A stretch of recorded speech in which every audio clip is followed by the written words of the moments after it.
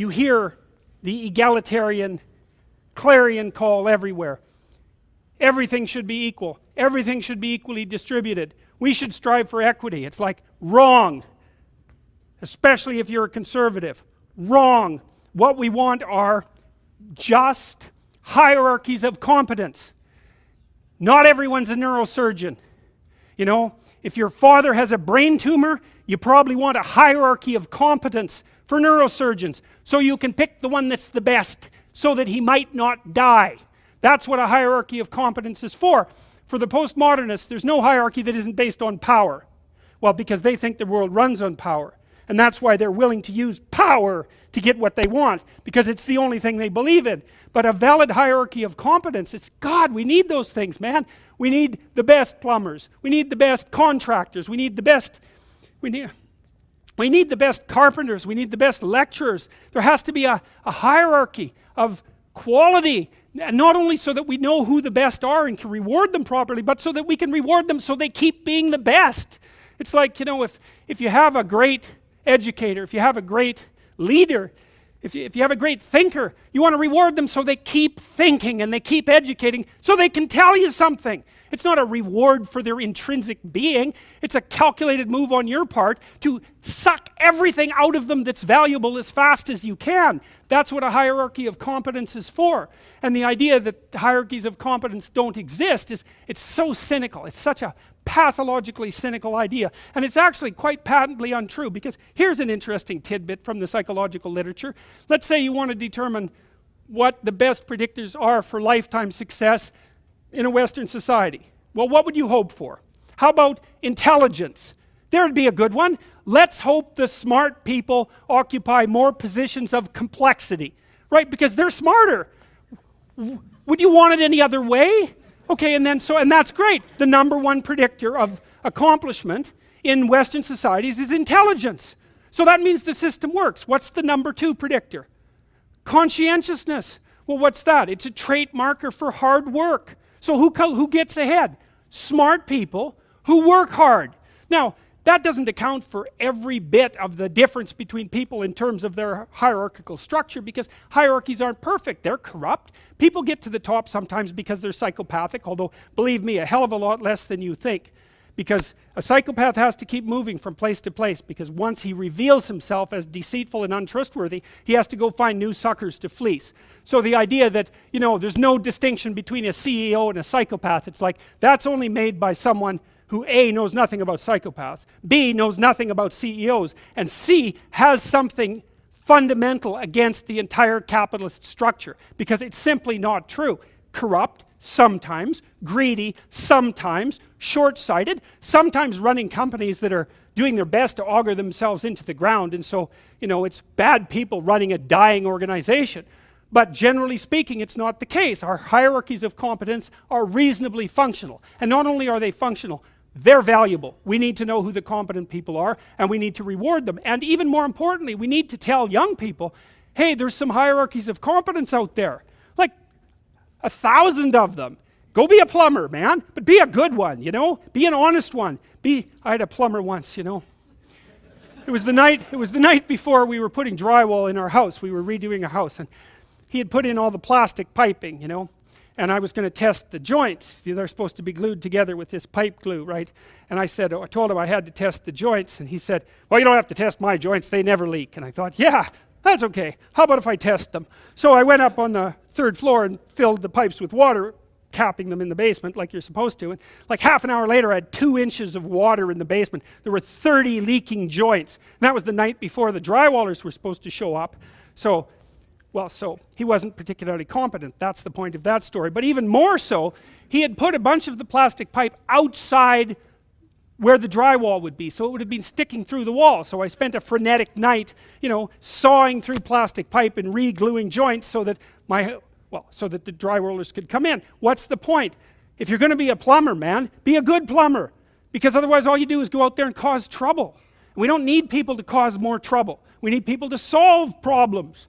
You know, and so you can be a tradesman, and you can make a lot of money as a tradesperson. It's a bloody, reliable, honorable, forthright, productive way of making a living. And there is a hell of a lot of difference between a working man who knows what he's doing and one who doesn't, both in terms of skill and ethics, right? And you work with someone who knows what they're doing, it's a bloody pleasure. They tell you what they're going to do, they tell you how much it will cost, they go and do it, it works, and you pay them. Perfect. Everyone's happy. And that's what happens when you have genuine hierarchies of competence. And so you listen to these panderers of egalitarianism and equity, and they fail to recognize completely that there are differences in rank between people. It's not such a terrible thing, man. Maybe you wouldn't be a great lawyer. Like, it's certainly possible. Most people aren't. But that doesn't mean there isn't something you could be great at. There's lots of hierarchies to attempt to climb, and if you fail in one, go try in another. But the point is, you're still trying to aim for the top, and what the hell are you going to do if you don't try to aim for the top? You know, flap about uselessly and whine about your life? It's not helpful. It'll just make you miserable. You're not reliable to anyone. You can't help out in a crisis. It's like, so you tell young people, and this is another message for conservatives, like, I don't care what you're going to do, but go out there and make something of yourself for God's sake. Be an honest person and work and get to the top of whatever it is that you want to get to the top of. You know, and stand up for yourself like a respectable human being and be a bit of a light on the world instead of a blight. You know, and you can tell young people that, and they haven't been told that by anyone now. And so the young men are so hungry for that it's painful to watch. They're so relieved when someone finally comes up and says, hey, you know, you get your act together a bit, discipline yourself, see if you can learn to tell the truth, concentrate on something for a year or two, you could be a bloody world beater. They think, really? That's possible? Wow, that would be interesting. That might make life worth living. It's like, yeah, it might. So why don't you go do it? That's what the damn universities were supposed to be teaching people, and they've forgotten that. I went to Harvard a month and a half. I used to teach there, and I talked to a bunch of students, you know, and I told them, it's not easy to get into Harvard, you know. Like, you're a valedictorian if you're at Harvard. And not only are you a valedictorian, you're way better than most people at least 2 other things, or you don't get in. And so, like, I don't know what the acceptance rate is, like 5%, and believe me, not everybody applies, so it's a very selective school. And so why am I saying that? It's like, these are high quality kids. So I told them what I just told you. It's like, here you are at Harvard, it's like, get yourself educated, man. Read some books, learn to talk, learn to think, make yourself into something. Get the hell out there and make the world that put you here happy that you were put there in that great institution. You know, and they came up to me afterwards and said, God, I wish someone would have told us that when we were in our first year. It's like, Jesus, why didn't someone tell them that? For God's sake, it's supposed to be the greatest university in the world. Is it so difficult to figure that out? Well, it is, if that isn't what you want to have happen in the university. You want to make cringing milksops who whine about being victims while they're going to Ivy League institutions. Jesus, it's pathetic. What should move forward in time with me, and what should be let go as if it's dead wood? And the more dead wood that you let go of and burn off when you have the opportunity, the less it accretes around you. Here's something interesting about forest fires, you know. People have been trying to prevent forest fires for a long time, especially that damn bear, Smokey, right? He's trying to prevent forest fires. And so, because forest fires burn up the forest, and that can't be good. But here's what happens if you don't let forest fires burn, is that, well, forests collect a lot of dry branches, right? Because tree branches die, and wood falls on the forest floor and collects, and so the amount of flammable material keeps increasing with time. And that's not so bad if it's wet, but if the amount of flammable material is increasing and it gets really dry, and then it burns, then you have a real problem. The forest fire can burn so hot that it burns the topsoil right off, in which case you don't have a forest at all anymore, you just have a desert. And lots of trees are evolved to withstand forest fires of a certain intensity, and some won't even release their seeds unless there's been a fire. And so a little bit of fire at the right time can stop everything from burning to the ground. And that's also a really useful insight, a metaphorical insight into the nature of sacrifice, right? It's also a lot easier to let go of something when you're deciding to let go of it, because you've decided yourself that you're done with that. It's a weak part of you. It needs to disappear. you do that yourself, it's much better and much easier than it is if it's taken away from you forcibly, in which case you're very much likely to fight it. There's another interesting thing here, a motif that runs through the entire Bible. It's a very, very powerful motif. And it's partly associated with this idea of walking with or walking before God. And, you know, in the New Testament, Christ says something like, thy Father's will be done. And he means that that will should be done through him. And so, I won't be able to state this exactly right, but it's something like this. You know, a lot of what people regard as their own personalities and are proud of about their own personalities aren't their own personalities at all. They're useless idiosyncrasies that differentiate them trivially from other people. But they have no value in and of themselves. They're more like quirks. I remember once I was trying to teach a particularly stubborn student about how to write. And she had written a number of essays in university and got universally walloped for them. And the reason for that was she couldn't write, really at all. She was really, really bad at writing. And so I was sitting down with her trying to explain to her what she was doing wrong. And she was being very annoying about it, very recalcitrant, very, very unwilling to listen. That was a pearls before swine thing, you know. And at one point she said, I can write perfectly well. This university professors just don't like my style. And I could feel my hands creep towards her neck. Yeah, well, that'd be funny if it wasn't true, but it was also true. You know, and I thought, what the hell's with you? You can't even write, and you think you have a style. And not only do you think...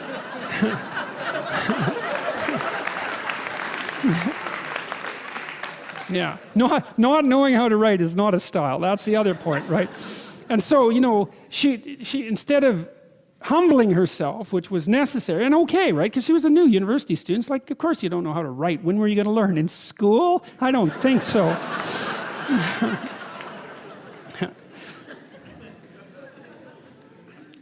So she had this, you know, this style issue, and it just didn't go anywhere at all. And so now, let's see, I lost my train of thought in telling you all those jokes. Oh yes, in terms of letting things burn off. Yeah, well, so she was proud of her insufficiency. That's arrogance, right? That's not humility. It's self-deception and arrogance. To be proud of your insufficiency, that's a very foolish thing. And that means to cling to the parts of you that are dead. Okay, now, there's this idea that runs through the Bible, I think as a whole, that... Okay, I'll tell you another little side story here. I was reading about Socrates today, and I was reading about Socrates' trial. You know, he was tried by the Athenians for corrupting, for failing to worship the correct gods and corrupting the youth of Athens by like teaching them stuff and asking them questions, you know, which is a great way to corrupt people. And so he knew the trial was coming. And Athens wasn't a very big place. It only had about 25,000 people. Everybody knew everybody. Everybody knew who the powerful guys were. And everybody, including Socrates, knew that the trial was a warning to like get out of town, right? So we're going to put you on trial in 6 months. And the potential penalty is death. Got that? It's like... So Socrates had a chat with his compatriots, and they were contemplating fair means and foul to set up a defense for him so that he could, or to leave, so that he could not be tried and put to death. And he decided that he wasn't going to do that. And he also decided that he wasn't going to even think about his defense. And he said why, and this is quite an interesting thing. He said why. He told one of his friends that he had this voice in his head, a daemon, a spirit, something like that, that he always listened to, and that was one of the reasons he was different from other people, because he always listened to this thing. It didn't tell him what to do, but it told him what not to do. It always told him what not to do. And if it told him not to do something, then he didn't do it. If he was speaking, and the little voice came up and said, no, then he shut up, and he tried to say something else. And he was very emphatic about this, and he said that when he tried to plan to evade the trial, or even to mount his own defense, the voice came up and said, no, don't bother with it. And he thought, well, what the hell do you mean by that? Like, there's a trial coming and I'm going to be put to death. And well, he eventually concluded that he was an old guy. You know, the next 10 years, he was in his 70s, perhaps. The next 10 years weren't going to be that great for him. He got a chance, maybe the gods were giving him a chance just to bow out, you know, to put his affairs in order, to say goodbye to everyone, to avoid that last descent into catastrophe, which might have been particularly painful for a philosopher, and to walk off the world on his own terms, something like that. The point I'm making with that is that Socrates attended to this internal voice that at least told him what not to do, and then he didn't do it. And of course, Socrates was a very remarkable man, and we still hear about him today, and we know that he existed and all of those things. And so, back to the walking with God idea. You know, as you elevate your aim, you create a judge at the same time, right? Because the new ideal, which is an ideal you, even if it's just an ideal position that you might occupy, even if it's still conceptualized in that concrete way, that becomes a judge because it's above you, right? And then you're terrified of it, maybe. That's why you might be afraid when you go start a new job, right? Because this thing is above you and you're terrified of it and it judges you. And that's useful because the judge that you're creating by formulating the ideal tells you what's useless about yourself, and then you can dispense with it. And you want to keep doing that, and then every time you make a judge that's more elevated, then there's more useless you that has to be dispensed with. And then if you create an ultimate judge, which is what the archetypal imagination of humankind has done, say, with the figure of Christ, because if Christ is nothing else, he is at least the archetypal perfect man and therefore the judge. You have a judge that says, get rid of everything about yourself that isn't perfect. And of course, that's also what God tells Abraham, right? He says to be perfect, to pick an ideal that's high enough, and you can do this. The thing that's interesting about this, I think, is you can do it more or less on your own terms. You have to have some collaboration from other people, but you don't have to pick an external ideal. You can pick an ideal that fulfills the role of ideal for you. You can say, okay, well, if things could be set up for me the way I need them to be, and if I could be who I needed to be, what would that look like? And you can figure that out for yourself, and then instantly you have a judge. And I also think that's part of the reason people don't do it, right? Why don't people look up and move ahead? And the answer is, well, you know, you start formulating an ideal, you formulate a judge, it's pretty easy to feel intimidated in the face of your own ideal. That's what happens to Cain versus Abel, for example. Then it's really easy to destroy the ideal instead of to try to pursue it, because then you get rid of the judge. But it's way better, lower the damn judge if it's too much. Like if your current ambition is crushing you, you know, then maybe you're playing the tyrant to yourself, and you should tap down your ambitions, not get rid of them by any stretch of the imagination, but at least put them more reasonably within your grasp. You don't have to leap from point 1 to point 50 in one leap, right? You can do it incrementally. But I really like this idea. I think it's a profound idea that the process of recapitulating yourself continually is also the process of, it's a phoenix-like process, right? You're shedding all those elements of you that are no longer worthy of the pursuits that you're valuing. And then I would say, the idea here is that as you do that, you shape yourself ever more precisely into something that can withstand the tragedy of life and that can act as a beacon to the world. That's the right way of thinking about it. Maybe first to your friends and then to your family. It's like, it's a hell of a fine ambition, and there's no reason that it can't happen. You know, every one of you knows people who are really bloody useful in a crisis, and people that you admire, right? Those are all, you can think of all those people as you admire as partial incarnations of the archetypal Messiah. That's exactly right. And the more that manifests itself in any given person, then the more generally useful and admirable that person is in a multitude of situations. And we don't know the limit to that. But people can be unbelievably good for things, you know. It's really something to behold. The Soviets, given their idea of class guilt, which sounds a lot like white privilege to me, or any other form of racism, they used that doctrine to just round up all the kulaks. They were the productive farmers and ship them off to Siberia, and then 6 million Ukrainians starved to death, but they had too many Ukrainians anyway, so it didn't really matter. So anyways, back to the postmodern types. Well, this all was revealed in such painful detail that even the kind of closed-minded ideologue that Norman referred to just couldn't quite muster up the moral courage to keep beating the same damn drum.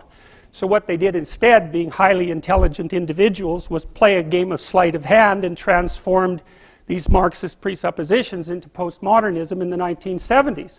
And the idea basically was, well, the working class isn't going to rise up and crush the bourgeoisie because, first of all, they're getting rich, and that wasn't supposed to happen. And second, well, it sort of seemed to be a catastrophe when that occurred, let's say, in Russia. And so maybe we won't do that anymore because the working class actually isn't buying into this either, which is also a problem. Having internalized their own oppression, they wouldn't buy into the global myth of utopia.